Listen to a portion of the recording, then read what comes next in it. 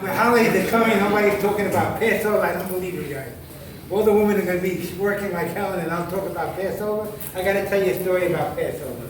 In my house, we're Sephardic Jews. I don't know if there's any difference between Sephardim and Ashkenazic, but we have a custom or a part of the service is when you point to the matzah. You guys do that too? Matzah zu, and you point to the korban.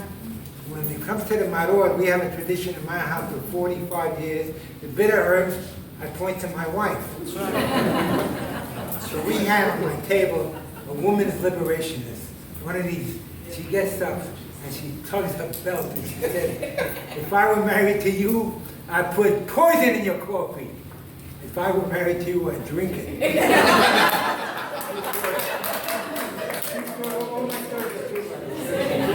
So anyhow, you know, the women are very crazy. They're all busy the last 2 days of Passover, getting ready. And I see my wife, God bless her, she's running after the garbage man. He said, am I too late for the garbage? He says, no, lady, jump right in. And this story is really true from London Times. They talked about a Jewish person being knighted. He was a great philanthropist, and it's a very formal ceremony. What's the ceremony?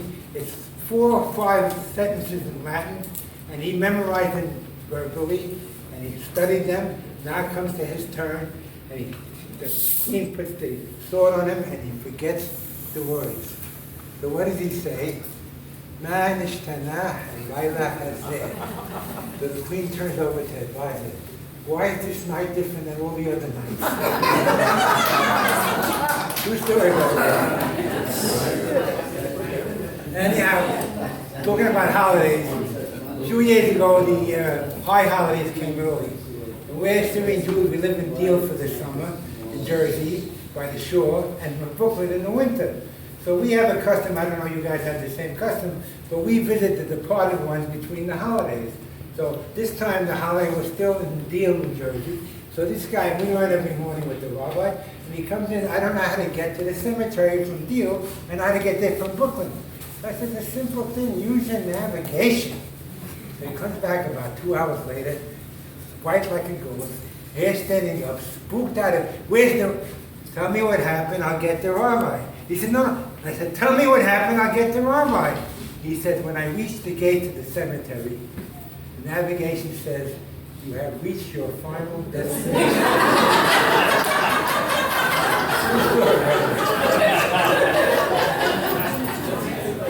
Talking about the rabbi, not this rabbi. By the way, if he's going to do comedy, I'm going to do Torah, so we have a deal, right, rabbi? Hope mine's better than, not. Anyhow, in my class, we go every morning, 4:30 in the morning, and we daven before sunrise, and then, we study, and then we daven before sunrise. And the rabbi knows I'm a comedian, and he likes to keep me moving the class along and keep them awake. So he's telling a story, a true story from the Gemara, how do you say it, Sanhedrin, about a great tzaddik that was put in a Roman prison. A very harsh prison, was vertical, could never lay down. But they gave him a conjugal visit with his wife, God bless him. And miracle of miracles, the rabbi's telling the story. The wife conceived vertically, which is biologically impossible. So he says, hurdle, isn't that a wow? I said, Rabbi, what's the big deal? I have a friend of mine, his wife conceived. He wasn't even there.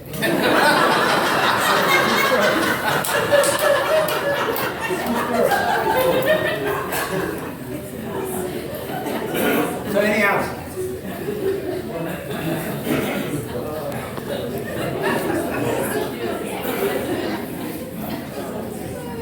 I had to go to my granddaughter in Israel was giving birth to a boy. My wife was there already, and I wanted to surprise her. And I got on the plane last minute, and I was just going to go, nobody's going to know. And I took a plane, and I grabbed a pastrami sandwich, and they seat me next to a big Arab guy, fat guy, takes up 2 seats with the whole headrest and the whole thing.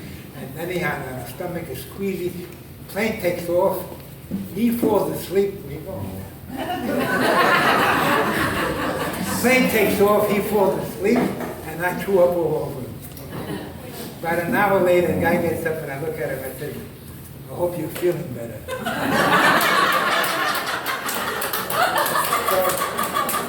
You were for you, I'm taking pictures, huh? Thanks a lot. You were taking pictures somewhere? Grandpa, I'm taking. Oh! Anyhow, I gotta make some money out of this thing. So anyhow, in the same film, a very interesting plane, there was a rabbi and a priest sitting behind me, and the stewardess comes to the rabbi, Father, Rabbi, can I get you a drink? He said, I'd love to have a vodka count. Now she goes to the priest, says, Father, how about you? Before I let alcohol pass these lips, I'd commit adultery first. The rabbi says, I didn't know we had a choice.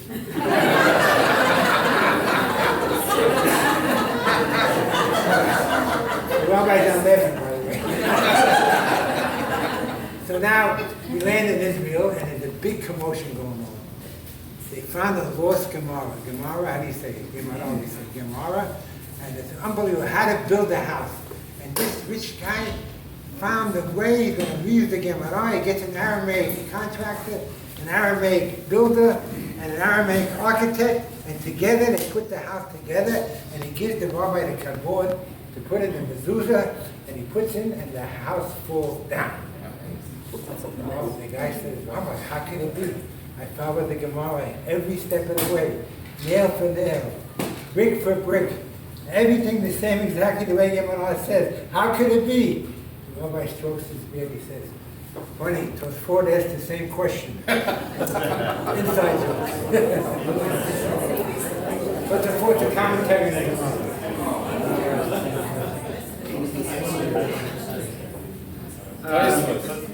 I don't know if you guys down here in Florida get the Jewish Press. Yes. Get that newspaper? Yeah. Well, they had a feature article about 2 months ago about the 75th anniversary of their matchmaking service. Unbelievable article. The head story, they were telling great stories about the 75 years. One of them was about a rabbi and his wife had a 38-year-old son not married. So they called the head matchmaker and he greets the people and he takes profiles of the whole family and spends 3-4 days with the young man himself. And 3 months later he comes up and he says, I found the perfect match. This lady is beautiful, she's religious, and bottom line, she's drop dead gorgeous. So the kid looks around and he says, is she good in bed? He says, some say yes, some say no. True story. True story.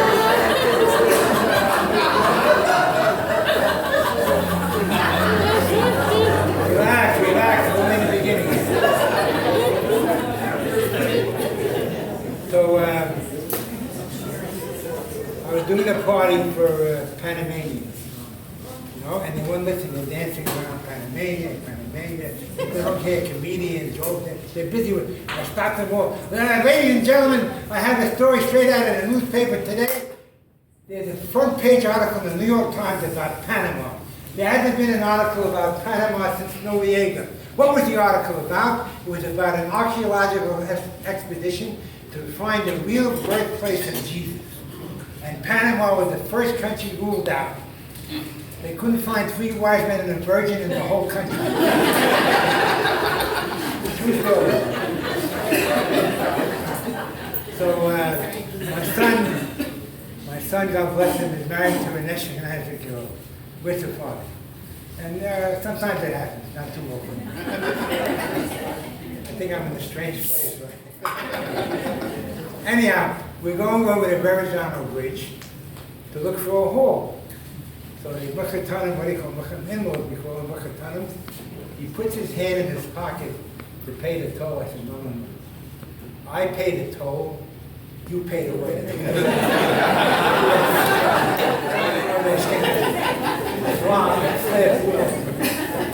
So we get along very well. So my son was a wise guy. When he was growing up, my son Ralph, he's a rabbi, God bless him. And when he was growing up, he had a very curious mind. And he comes to me and he asks his wife first, my wife, his mother, where does man come from? Well, my wife is a very educated woman, went to college, writes poetry and all that. And she tells him from the monkeys and the chimpanzees. So he wasn't too happy. 8 years old, he still was going to be a rabbi one day. But the day later, he said, "Daddy, where does man come from?" So I say, Hashem created Adam and Eve. Until today, he's a partner in every single creation.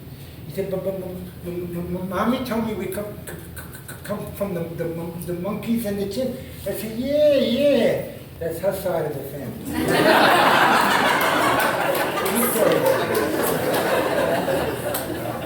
So my son, the same son, Elliot, wise guy, my son Ralphie went to Israel when he graduated high school, and my son Eddie went to Israel, and now my son Elliot wants to go to Israel when he graduated high school. But he never went to shul. I said, "You're going to go to Israel, you don't even go to shul." He said, "Daddy, I want to see, you're going to see the light in Israel?" Yeah. Dad. So finally he comes, he goes to Israel, and sure enough, about a week later, he calls me up and he said, "Daddy, I need some money." I said, "Well, what are you talking about? You're in the land of milk and honey. What are you talking about?" He said, "No." Then he hangs up. About 2 weeks later, "Daddy, I need money."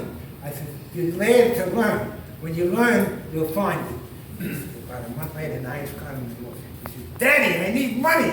I said, "You son of a gun, I put $500 in your tallis bag, you never opened it up."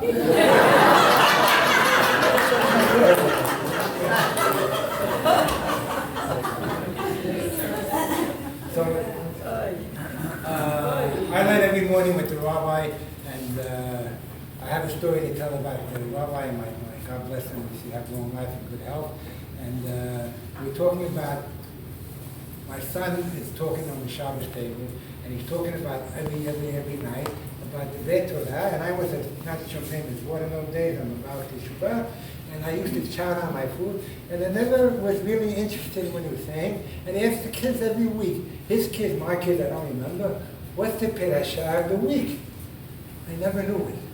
But one week I get a letter from the postcard in the shul that the rabbi of our shul is going to give the Bet Torah on the Perashah of the week. This week I got it made. Comes Friday, my hands are sweating. You know the feeling? Like, he says, "Is anybody? Yeah! I know the Perashah of the week." He said, "Daddy, you know? Yeah! What is it?" Perashat Shavua. True story. All my stories are true.